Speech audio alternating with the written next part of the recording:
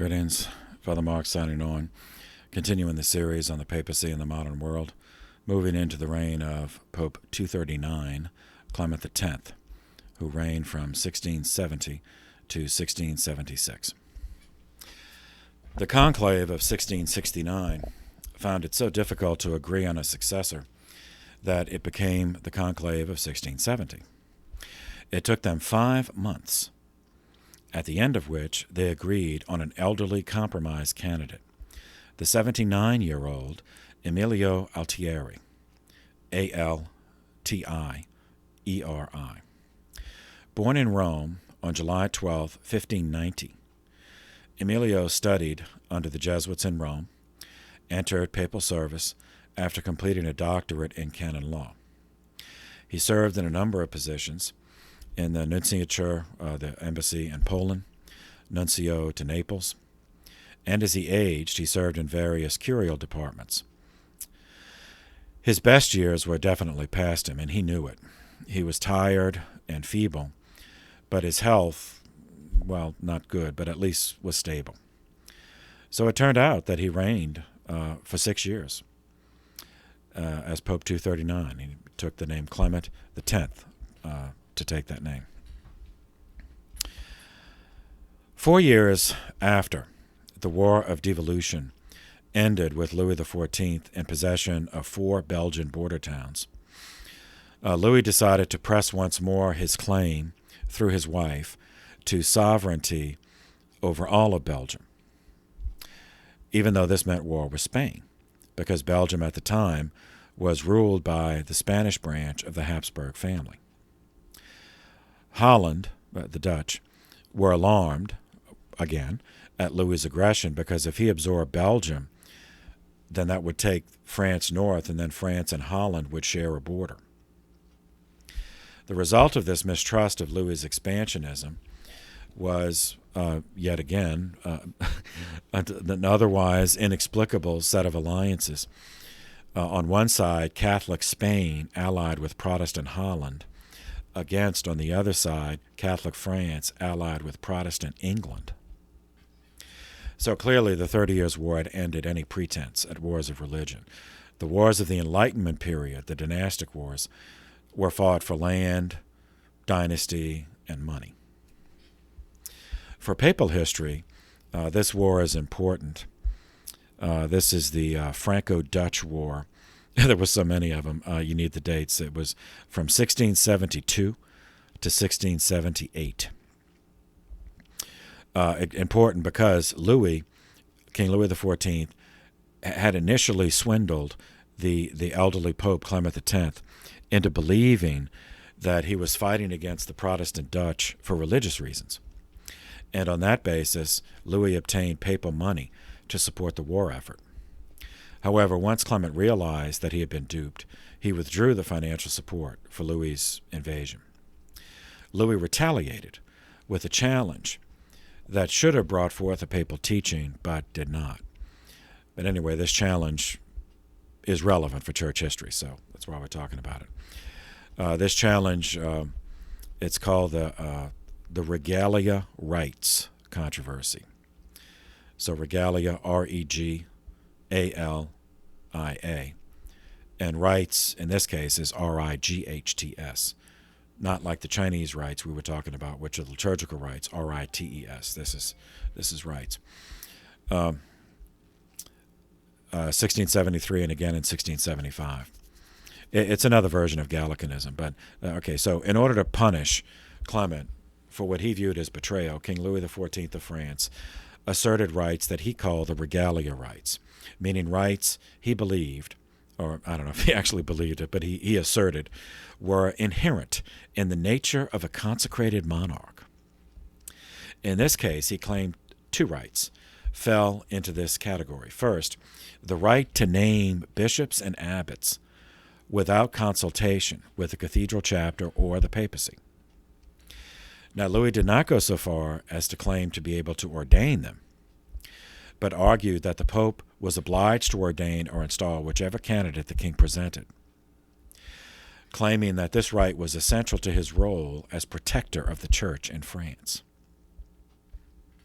Second, As a corollary to the first asserted right, Louis then began keeping the revenues. You see, money. It's always money. If you dig enough, it's always money. Began keeping the revenues of vacant dioceses and abbeys when the bishop or abbot either died or was transferred, and asserted that this was naturally his revenue to serve his function, the monarch's function as defender of the faith in France. Now, Pope Clement should have denounced this as not only an erroneous ecclesiology in the first case, and criminal theft in the second case, but he said nothing. It was obvious that Louis did this in order to punish him for not backing Louis in the Franco-Dutch War. So Clement may have ignored the problem, chose to ignore it, but the problem did not go away, and it was waiting on the desk of the next pope. In terms of sanctification, Pope Clement canonized many saints. Historically, the most significant canonization was that of Saint Rose of Lima, Lima. The canonization was in 1671.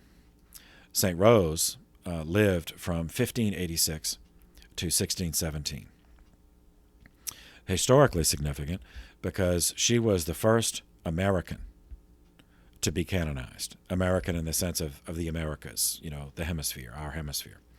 She was born in Peru of Spanish parents in 1597. Her baptismal name was Isabella de Flores y del Oliva, and Rose was her confirmation name, and that's the name she's best known by. She lived a life of extreme mortification and asceticism. Like St. Catherine of Siena, she became a Dominican tertiary in 1606, rather than break her personal vow of perpetual chastity. Other developments bring us back to the Turks, to the Ottoman Turks, which is the ascendant version of Islam with which the West had to contend at that point in history. The Ottoman Sultan, Köprülü Ahmed, returned the Ottoman Empire to the offensive. He arrested and executed by hanging, the Patriarch of Constantinople, the bishop, the Greek Orthodox bishop of Constantinople, in order to intimidate the Greek Christian population into submission. And then he turned his attention to Eastern Europe. He perceived an opportunity because Poland, Lithuania, and Russia were weakened by decades of interminable warfare against each other. One of the sources of conflict was control over Ukraine, the region that's now Ukraine. Not only it was multi-sided. So you had Poland, Lithuania, Russia all asserting they had a right to control Ukraine. Then you had indigenous Ukrainians who said, no, we control Ukraine. But they were not united. A subset of the population, which happened to live within the borders of Ukraine, were the Cossacks. Now, the Cossacks were a mixed ethnic group that spread over much of southern Russia, so they did not just live in Ukraine. But after so much fighting, the Cossacks decided that they did not want to be ruled by any of these contending for the title. So the Cossacks offered their services to the Ottoman Sultan in 1672 in exchange for his recognition of their internal sovereignty. Sultan Ahmed readily accepted this and used the alliance as a means to take his army deep into Eastern Europe. He made it as far as the Dniester River. That's spelled Dneister,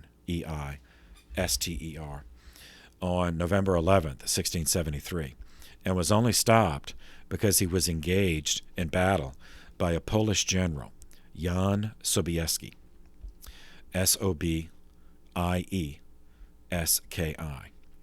lived from 1629 to 1696. Because of this victory, Sobieski would be elected King of Poland in the following year. And this guy, Sobieski, we're going to meet him again. and the Turks are going to, when the Turks come back for a much more serious invasion of Europe, Sobieski's still going to be alive, and we'll see him again. But in terms of this pontificate, that's it. Pope Clement X died on July 22nd, 1676, and he was followed by the 13-year pontificate of Blessed Innocent XI. And so we will cover him in the next video. Thank you for your attention. This session is adjourned.